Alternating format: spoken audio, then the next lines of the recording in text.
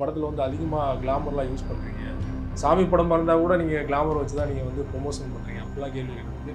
என் படத்தில் அப்படியா ஷாக்காய் வந்து அவர் விளக்கம் நீண்ட விளக்கம் கொடுத்துருந்தார். மதகஜராஜா எத்தனை வருஷம் கழிச்சு வந்துச்சு, அதில் வரலட்சுமி எப்படி காமிச்சார் அவர். அப்போ நான் அப்படி ஒரு வரலட்சுமியை காமிச்சிட்டு நான் அப்படிலாம் எடுக்க மாட்டேன்னு சொல்கிறது வந்து ஒத்துக்கவே முடியாது. பட் அவர் சொல்கிறார், அது சினிமாவில் சகஜம் தானே. நம்ம ஒரு பெரிய விஷயத்தை பண்ணிவிட்டு நான் ஒன்றுமே பண்ணலன்னு சாதிக்கிறது இங்கே தான். ஸோ அது அவர் சொல்லும்போது நமக்கு அப்படியே விறகு அடுப்பு எரிக்கிற மாதிரி ஏதோ ஒரு காட்சி போல இருக்குது. விறகெல்லாம் போட்டாச்சு, வெந்நீர்லாம் வச்சுட்டு வந்து கேட்டே இருக்கிறேன், பத்துச்சா பத்துச்சா பத்துச்சான்னு. ஒரு கட்டத்தில் டென்ஷனான அசிஸ்டன்ட் டைரக்டரு கமலஹாசன் நின்றுட்டு இருக்காரன். அந்த விறகுகிட்ட போய் கமலஹாசன் கமலஹாசன் கமலஹாசன் 3 தடவை சொல்லியிருக்கான். சார் உங்கள் பேரை சொல்லியும் பத்த மாட்டேங்குது சார். அப்படி இருப்பாங்க உதவியாளர்கள், வேலை செய்கிறவங்க, லைட் மேன் அப்படி தான் இருப்பாங்க. பட்டுன்னு கோவம் வந்தால் இந்த மாதிரி மூஞ்சி நேரம் சொல்லிட்டு போயிடுவாங்க. அப்போ அப்படி ஒரு வார்த்தையை நம்ம கேட்டுறக்கூடாதுங்கிறதுக்காகவே நான் இந்த குட்பேடக்கில் சிம்ரன் வந்தாங்க. ரொம்ப காலம் கழித்து சிம்ரன் வந்து ஸ்க்ரீனில் பார்க்குறான், கை தட்டுறாங்கல்ல. இப்போ இந்த மாதிரி ஒரு மொமெண்ட்டு இப்போ அண்மை காலமாக நயன்தாராவுக்கு எங்கேயாவது நடந்திருக்கா? அப்போ யார் வசதி? நயன்தாராவோட சிம்ரன் தான் இன்றைக்கி மேலே இருக்காங்கன்னு நம்ம சொல்லலாம். ஸோ அப்படி கூட இல்லாமல் நீங்கள் வந்து அந்த ஷூட்டிங் ஸ்பாட்டில் அலட்டுறதுங்கிறது வந்து அவங்களுக்கே ஒரு கட்டத்தில் என்னடா இது நம்ம தப்பு பண்ணுறோமோன்னு தோணிருக்கும். அதனால்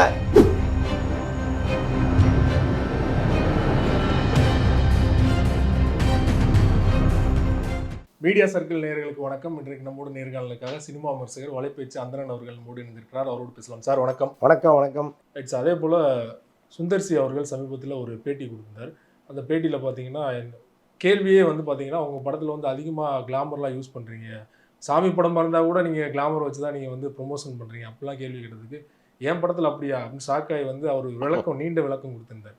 நான் வந்து பெண்களுக்கு வந்து அந்த மாதிரி கிளாமராக உடை கொடுத்துறதில்ல, கிளாமர் சாங் வைக்கிறது இல்லை, தேவையில்லாமல் எதுவுமே நான் யூஸ் பண்ணுறதில்ல அப்படின்னு சொன்னது. எல்லாத்தையும் பண்ணிட்டு பண்ணலன்னு சொல்கிறீங்களே அப்படின்னு சொல்லிட்டு கமெண்ட்டில் எல்லாருமே வந்து கேள்வி எழுப்பிட்டுருக்காங்க. நீங்கள் பார்த்து ஆமாம் சார். இல்லை, ஏன் சுந்தர்சி அப்படி ஒரு பதில் சொன்னாருன்னு நமக்கு தெரில. அவர் இன்னும் ரொம்ப ஃப்ராங்காக சொல்லியிருக்கலாம், என் படத்தை எல்லோரும் பார்க்கணுங்க, அதுக்கேற்ற மாதிரி நான் எடுக்கிறேன், கமர்ஷியலாக எடுக்கிறேன் அப்படின்னு சொல்லிட்டு போயிருக்கலாம்.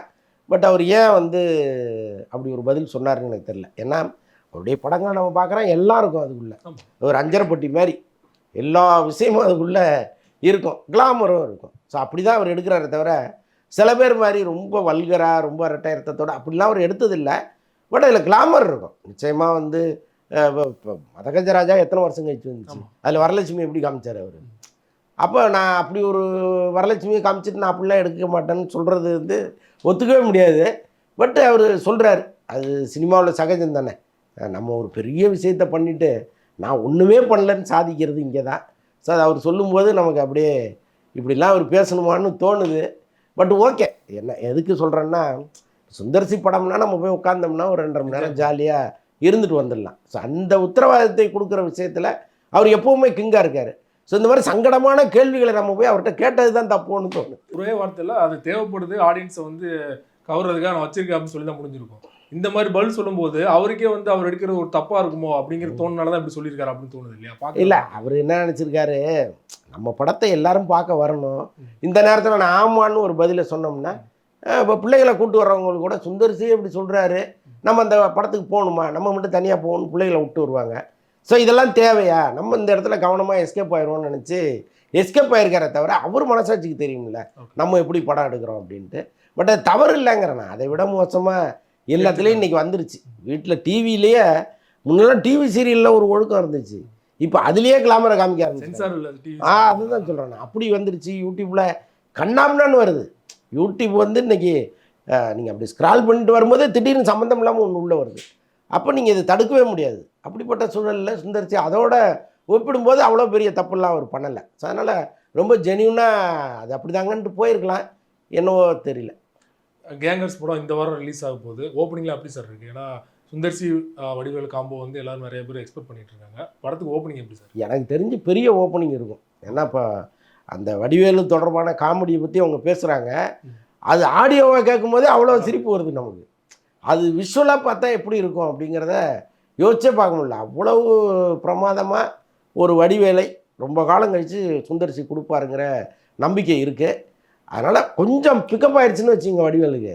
இந்த படத்தை கையிலே பிடிக்க முடியாது, அது பிச்சுட்டு ஓடும். அப்படி தான் நான் எதிர்பார்க்குறேன். இந்த படம் நல்லா ஓடுங்கிற எண்ணம் வந்து எனக்குள்ளே தொடர்ந்து தோணிகிட்டே இருக்குது. ட்ரெய்லர் பார்க்கும்போது பழைய வடிவில் பார்த்த மாதிரி இருக்குது. லேடி கப்பலில் வராரு, ஆமாம், மாறி மாறி வராரு. ரீஎன்ட்ரி, உண்மையான ரீஎன்ட்ரி தானா? இதுதான் நான் நினைக்கிறேன். ஏன்னா அவரும் உணர்ந்திருப்பார்ல, என்னடா அது இதுக்கு முன்னாடி வந்த ஒவ்வொரு படத்தையும் நம்ம வந்து முட்டு கொடுத்துக்கிட்டே இருந்தோம், படம் நல்லா தான் இருக்குது, இவனுங்களுக்கு ரசிக்க தெரிலன்னு இருந்தார். இப்போ இந்த ரிவ்யூவர்ஸ் எல்லாமே அவங்களுக்கு ரசனையே கிடையாது, அப்படியே வந்து கடன் வாங்கின மாதிரியே உட்காந்துருப்பானுங்க அப்படிலாம் பேசினார். ஆனால் அவருக்கு தெரியும் நம்ம சரியாக பண்ணலை அப்படின்ட்டு. இந்த முறை வந்து நமக்கு அவர் பேசும்போதே அப்படி இருக்குது, அவர் சொல்கிற காட்சிகளே அவ்வளோ சுவாரஸ்யமாக இருக்குது. அப்போ அதை ஒரு ஸ்க்ரீனில் பார்க்கும்போது நல்லா இருக்குங்கிற எண்ணமும் வருது. இருந்துட்டுன்னா அல்டிமேட் தான். ஏற்கனவே பல இயக்குநர்கள், பல தயாரிப்பாளர்கள் வடிவேல் பண்ண விஷயத்த நிறைய பேட்டிகளாக கொடுத்துருக்காங்க. இப்போ ரீஎன்ட்ரி கொடுத்து வந்ததுக்கப்புறம் அதெல்லாம் மாற்றிக்கிட்டாரா, இல்லைனா வடிவேல் அவர்கள் அப்படியே தான் இருக்காரா அப்படிங்கிற ஒரு கேள்வியை தொடர்ச்சி எல்லாரும் இல்லை, வடிவேலை பொறுத்தளவுக்கு மாறுவதற்கெல்லாம் வாய்ப்பு கிடையாது. அவருடைய குணமே டோட்டலாக மாறிப்போச்சு. பட்டு ஸ்க்ரீன் முன்னாடி அவர் என்னவா இருக்காருங்கிறது தான் நம்ம இது. நீங்கள் அதுக்கு பின்னால் வந்து அவர் எப்படி இருந்தால் நமக்கு என்ன, நம்மளை சிரிக்க வைக்கணும் அவ்வளோதானே. நமக்கும் அவருக்குமான தொடர்புங்கிறது அதுதானே. அதுதான் நம்ம என்ன அவர்கிட்ட போய் கடன் கேட்க போகிறோமா, இல்லை அவர் வீட்டில் போய் உட்காந்துருக்க போகிறோமா? கிடையாது. அப்போது அவர் வந்து நம்ம என்ன எதிர்பார்க்குறோமோ, மக்கள் என்ன எதிர்பார்க்குறாங்களோ அதை கொடுத்துட்டா போதும். அதுக்கப்புறம் அவர் எப்படி வேணாலும் இருந்துட்டு போட்டோம், அவ்வளோதானே. அதே டைமில் மூக்குத்தி அம்மன் பார்ட் 2 அதுவுமே படப்படி போயிட்டு இருக்குது. ஆரம்பத்துலேருந்தே படம் பூஜையிலேருந்து நிறைய பிரச்சனைகள் போயிட்டு இருந்தேன்னு சொன்னாங்க. நயன்தாராவுக்கும் சுந்தர்சிக்கும் முட்டல் மோதல் அப்படின்னு எல்லாம் சால்வ் வாய்ஸ் மூவமாக போயிட்டு இருக்காது. நயன்தாராவுக்கு தொடர்ந்து படங்கள் அடி வாங்கிட்டே இருக்கு. கடைசியாக வந்த படம் படுபயங்கரமான அடி. அப்போ இனிமே வந்து அவங்க எங்கேயுமே அலட்ட முடியாது. முதல்ல ஏங்க உங்கள் படம் ஓடவே இல்லை, எதுக்குங்க இவ்வளோ அலட்டல்னு யாராவது ஒருத்தர் கேட்டாங்கன்னா என்ன பண்ண முடியும்? ஏன்னா இப்போ நீங்கள் ஒரு டைரக்டர் கேட்க மாட்டார், படத்தில் இருக்கிற முக்கியமான டெக்னீஷியன் கேட்க மாட்டாங்க. அந்த கேள்வியை அவங்களே கேட்டுக்கிட்டு அந்த பக்கம் போய் சிரிச்சுட்டு போயிடுவாங்க. ஆனால் ஒரு சாதாரண தொழிலாளி கேட்டுருவார். அதுமாதிரி நடந்துருக்கு. ஒரு முறை கமலஹாசன் வந்து ஒரு ஒரு ஈரமான ஒரு சூழல், ஏதோ ஒரு மழைக்காலமாக என்னன்னு தெரில, அல்லது ஊட்டி போன்ற பகுதி என்னன்னு தெரில, அங்கே வந்து இது விறகு அடுப்பு எரிக்கிற மாதிரி ஏதோ ஒரு காட்சி போல இருக்குது. விறகெல்லாம் போட்டாச்சு, வெந்நீர்லாம் வச்சுட்டு வந்து கேட்டே இருக்கிறான், பத்துச்சான்ட்டு.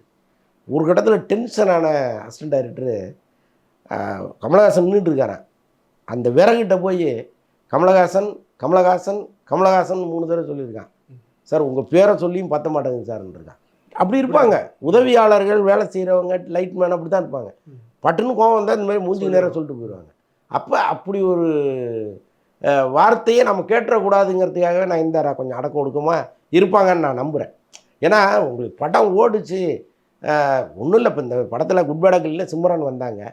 ரொம்ப காலம் கழித்து சிம்ரன் வந்து ஸ்க்ரீனில் பார்க்குறான், கை தட்டுறாங்கல்ல. இப்போ இந்த மாதிரி ஒரு மொமெண்ட்டு இப்போ அண்மை காலமாக நயன்தாராவுக்கு எங்கேயாவது நடந்திருக்கா? அப்போ யார் வசதி? நயன்தாராவோட சிம்ரன் தான் இன்றைக்கி மேலே இருக்காங்கன்னு நம்ம சொல்லலாம். ஸோ அப்படி கூட இல்லாமல் நீங்கள் வந்து அந்த ஷூட்டிங் ஸ்பாட்டில் அலட்டுறதுங்கிறது வந்து அவங்களுக்கே ஒரு கட்டத்தில் என்னடா அது நம்ம தப்பு பண்ணுறோமோன்னு தோணிருக்கும். அதனால் அடங்கியிருக்காங்க. ஒருவேளை இந்த மூக்குத்தி அம்மன் வந்து 2 வந்து பெரிய ஹிட்டாகி ஓடிச்சுன்னு வைங்களேன், பழைய நயன்தாரா வருவதற்கு வாய்ப்பு இருக்குது. அது வரைக்கும் அவங்க இப்படி இருப்பாங்கன்னு நம்பலாம். சச்சின் வந்து ரீரிலீஸ் ஆனது, அது எப்போ பிளான் பண்ணாங்க, கடைசியில் பார்த்தீங்கன்னா குட் பேட் அக்லி ரிலீஸ் ஆனோம் போட்டிக்கு தான் ரிலீஸ் பண்ணிட்டாங்க. சச்சின் படத்தையுமே பார்த்தீங்கன்னா விஜய் ரசிகர்லாம் கொண்டாடிட்டு இருக்காங்க. அஜித் ரசிகர்கள் வந்து இந்தளவுக்கு கொண்டாடுறாங்க, நாங்களும் அதுக்கு ஈக்குவலாக வந்து படம் வந்து சுமாராக இருந்தாலும் கொண்டாடுவோம், அதுக்காகவே கொண்டாடுறாங்க அப்படிங்கிற மாதிரியான சோசியல் மீடியாவில் வந்து போஸ்ட்லாம் பார்க்க முடியுது இல்லையா? உண்மையான நிலவரம் என்ன சார்? இல்லை, அப்போ விஜய் படத்தை பொறுத்தளவுக்கு ஒரு ஆக்ஷன் ஃபிலிமாக வந்திருந்ததுன்னா அது அந்த அவங்க அந்த மூட் செட் பண்ணுறதுக்கு கரெக்டாக இருந்திருக்கும். அது ஒரு காதல் படம், கொஞ்சம் காமெடி படங்கிறதுனால அது பெரிய அளவு ரசிக்கப்படுதானே எனக்கு தெரியல. ஆனால் படம் ரிலீஸ் ஆன அன்றைக்கி ஒரு பெரிய ஓப்பனிங் இருந்துச்சு. அதுக்கப்புறம் மெல்ல குறைஞ்சிருச்சுங்கிற மாதிரி தான் நான் கேள்விப்படுறேன். சில தியேட்டர்கள் வந்து அதிகப்படுத்தியிருக்காங்க. இப்போ சின்ன தியேட்டர்லேருந்து பெரிய தியேட்டரில் தூக்கி போட்டிருக்காங்க. சில இடங்கள்ல, அது எல்லா இடங்கள்லையும் நடக்கலை. பட் ஓரளவுக்கு அவர் ஒரு கணக்கு ஒன்று வச்சுருப்பார். தானு சார் வெளியில் எவ்வளோ பேசினாலும் அவர் உள்ளுக்குள்ளே ஒரு கணக்கு வச்சுருப்பார்ல, அந்த கணக்கு அது ரீச் பண்ணிடுவோம். அது இப்போ ஓடிட்டு இருக்கா சார்? எவ்வளோ நாள் பிளான் பண்ணியிருக்காங்க அது சச்சின் படம்? இல்லை, அது பெருசாக 10 நாள் 20 நாள்லாம் ஓடுறதுக்குலாம் வாய்ப்பு கிடையாது. ஒரு வாரம் ஓடும், அவ்வளோதான். அது வந்து இப்போ கில்லி மாதிரி வந்து 2வது வாரம் 3வது வாரம் கூட ஓடும், பெரிய கலெக்ஷன் கொடுக்கணும்னா அந்த மாதிரி விறுவிறுப்பான படம் இல்லைல்ல அது. ஸோ அதனால் அதுக்கேற்ற மாதிரி என்னவோ அதை பண்ணுவோம். ரொம்ப நன்றி சார். சினிமா தொடர்பான நிறைய அப்டேட்டுகள் எங்களுக்கு கொடுத்தீங்க, தொடர்ந்து கொடுக்கணும். நன்றி.